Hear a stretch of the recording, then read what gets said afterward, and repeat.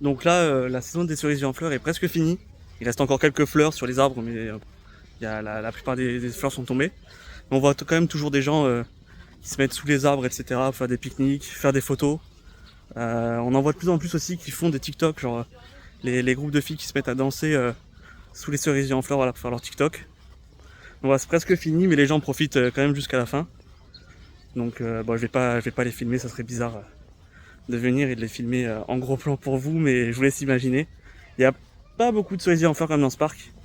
C'est le parc olympique, donc c'est le plus grand parc de Séoul, hein, il est vraiment immense, mais pas beaucoup de cerisiers en fleurs. Voilà. Surtout d'autres types d'arbres, des pins, etc., mais pas de cerisiers. Donc là, on me balade dans le parc, et ensuite je vais essayer de trouver un endroit où manger.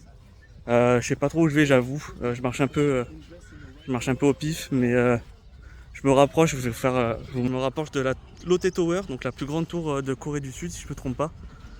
Donc on se rapproche de la Lotte Tower, ce qui veut dire qu'on est du centre-ville de Gangnam, etc.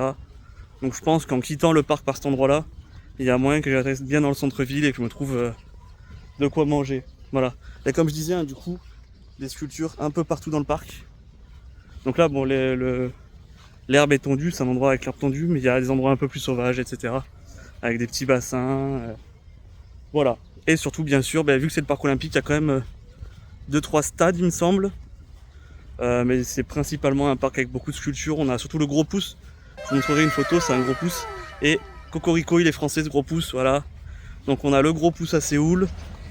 À Tokyo, on a la crotte dorée. Donc voilà, on représente bien la France en Asie.